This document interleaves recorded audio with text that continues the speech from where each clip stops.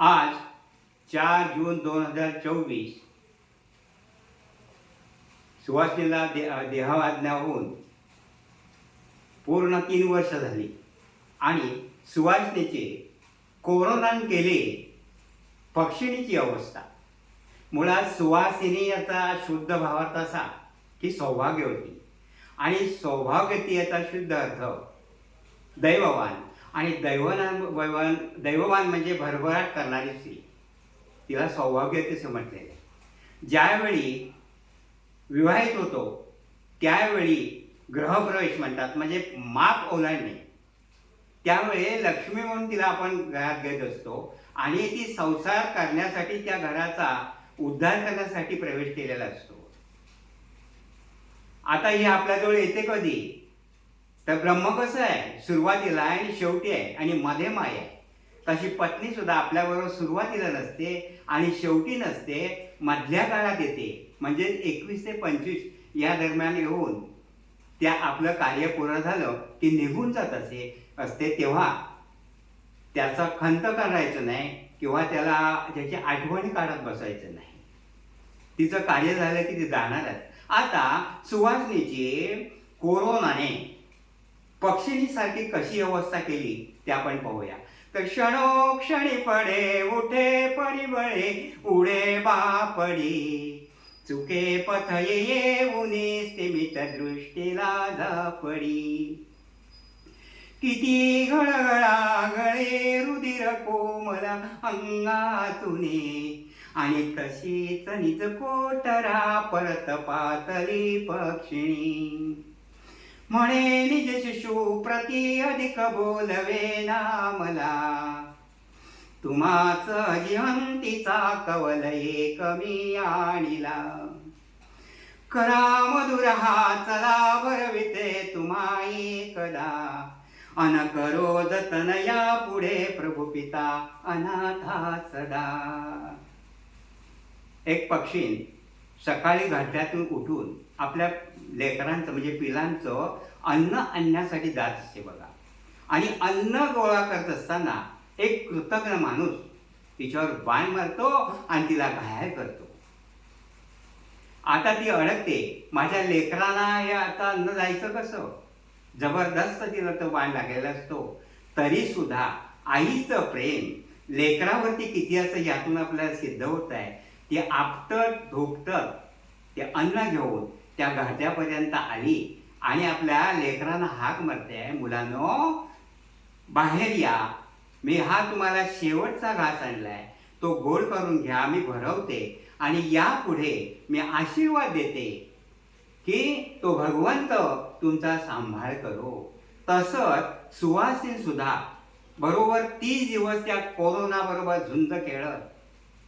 मी 8व्या दिवशी तिला कोरोना सेंटरला पाहायला गेलो, परंतु डॉक्टरने मोठ्या सांगितलं होतं की हिचं मुलाला विचारलं की हिचं वय किती? 71.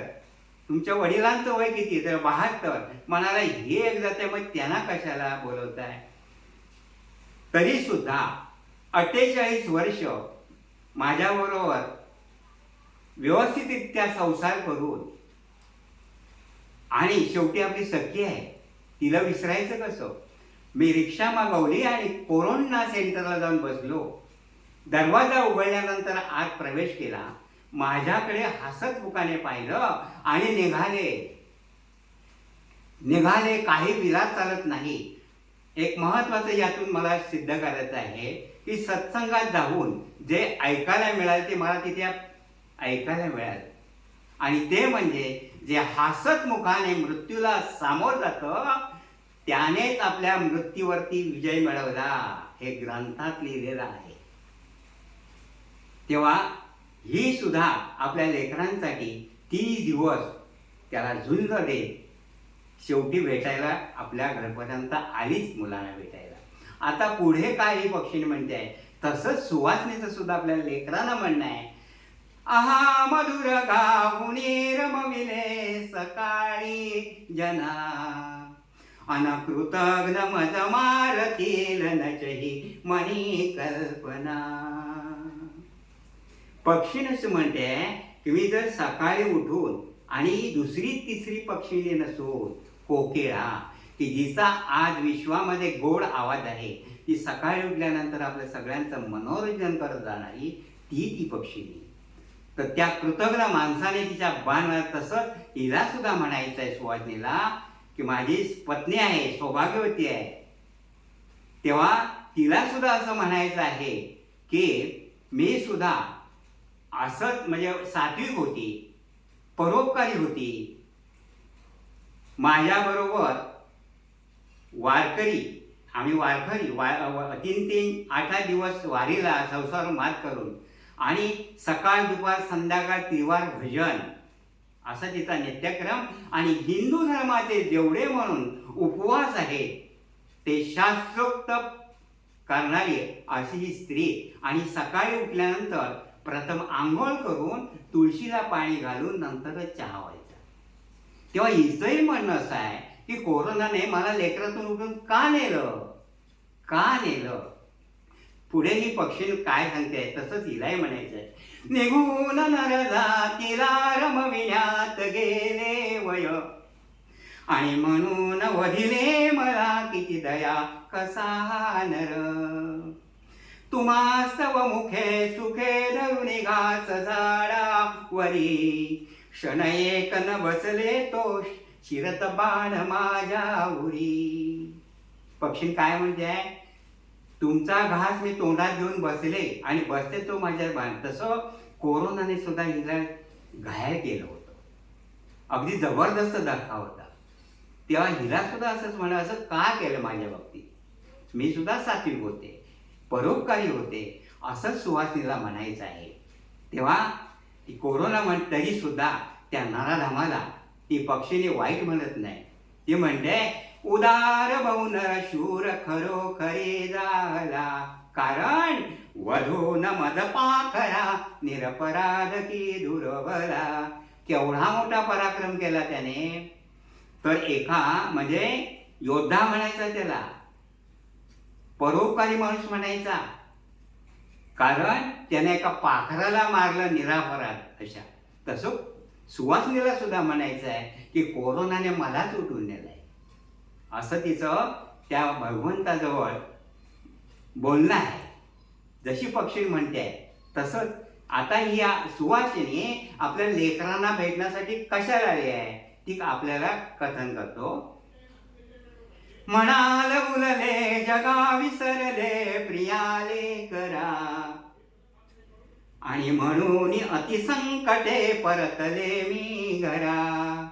मुलांनो, तुम्ही जगाला ओढून सांगणार की आमची आई आम्हाला काही एक न सांगता गेली, असं होऊ नये म्हणून खूप संकटाला तोंड देऊन मी तुम्हाला भेटण्यासाठी आले आहे. आणि ते कशासाठी, नीट ध्यान देऊ नाही का, की स्मरा मज बरोपरी परी दया घना ईश्वरा. मी जसं सकाळ दुपार संध्याकाळ त्रिवार भजन करत होते, जसं उपासना करत होते देव भगवंताची, तसं मला एकच सांगायचं आहे, मी एवढं तुम्हाला उपदेश करायला आले आहे की सतत तुम्ही ईश्वराच्या सानिध्यात राहा, म्हणजे तुमचं दुःख कमी होईल. पुढे हीच सुवासीन म्हणजे आणि हीच पक्षीण आपल्याला काय करताय, असो रुधिर वाहुने नच बिजो सुशय्या तरी, आणि म्हणून तरुच्या तळी निजली ती द्विजाभूवरी. पक्षींना आपल्या लेकरांना सांगते, मी या घरट्यापर्यंत आले खरे, परंतु मी त्या घरट्यामध्ये तुमच्या आत प्रवेश करू शकत नाही, कारण माझे पंख रक्ताने माखलेले आहे. तसं सुवासीन सुद्धा अंगणातच थांबली आणि आपल्या लेकरांना म्हणाले, मी आत घरात तुमच्या घरामध्ये प्रवेश करू शकत नाही, कारण माझे संपूर्ण कपडे कोरोनाने भरलेले आहेत. तर ते दुसऱ्या घाण होईल त्या घरामध्ये, स्वच्छ होणार. आईला केवढी लेकरांची काळजी बघा. पुढे म्हणून ती पक्षी म्हणते की मी या तळू म्हणजे झाडाच्या तळातच विश्रांती घेतली. तसं सुवासने सुद्धा आपल्या अंगणातच विश्रांती घेतली. आता ती पुढे काय होतं बघा, जिवंत बहु बोलके किती सुरम्य ते उत्पल, नरे धरुनी नाशिरे खचित थोर बुद्धी बल. खेळ थांबला इथेच आणि शेवटी प्रत्येक प्राण्याचं काय होतं? मातीत ते पसरले अतिरम्य पंख, केले वरी उदर पांढुर निष्कलंक, चंचू तशीच उघडी पदलांबविले, निष्प्राण देह पडला अनश्रमही निमाले. प्रत्येक प्राणी जेव्हा देह ठेवतो त्याचा देह उताना असतो, असा त्याचा वावरत आहे. पाय लांब असतात, आकाशाकडे पोट असतं, तोंड उघडं असतं आणि शेवटी पिंजऱ्यातील पक्षी उडून जातो, म्हणजे तो अनंत कालाचा आत्माराम. तो त्याला जिवंत स्वरूपाचं बीज आहे, त्याला मरण नाही. तो या विश्वामध्ये परिभ्रमण करत असतो आणि देह ठेवला जातो तेव्हा त्याचे सगळे कष्ट थांबतात आणि तो देवरूप होतो. तेव्हा एवढंच मला यातून सांगायचं आहे की सत्संगामध्ये काय प्राप्त होतं त्या जाणाऱ्याच प्राण्याला कळतं. तेव्हा हिला सुद्धा असं जगाला सुचवायचं आहे की पतिव्रतेचे काही तिच्याकडे नेमधर्म आहे आणि ते जे समजावता आहे आणि ते म्हणजे ती जगाला समजावून देते आहे. पतिव्रतेचे नेमधर्म घ्या तुम्ही समजून, आपल्या पतीला नित्य मानिते देवा समान. पतीला जरी रागाला बोले हसून, अपराधाची क्षमा मागते पदर पसरून. देवाला म्हणते पतीचा आधी द्या मला मरण, तुळशीला पाणी घालित नित्य नेमान. तेव्हा प्रत्येक घराघरामध्ये सौभाग्यवती आहे, तिचं म्हणणं असंच असतं की मला अखंड सौभाग्यवती दान मिळावं आणि म्हणून तिचं एकच इच्छा असते की पतीच्या आधी मला मरण पाहिजे. आणि हा उपदेश कोणी केलेला आहे तर दुसरं तिसरं कोणी नसून प्रभू रामचंद्रांची पत्नी सीता आणि आपली सगळ्यांची जननी. तिने एकदा आंघोळ केला आणि बाहेर आल्यानंतर कंकवाचा डबी घेतली आणि आपल्या कपाळाला टिळा लावला. समोर मारुती उभा होता, त्याचं लक्ष गेलं. त्याने विचारलं, आई हा टिळा का लावला? तर या टिळा लावल्यामुळे पतीचं आयुष्य वाढतं.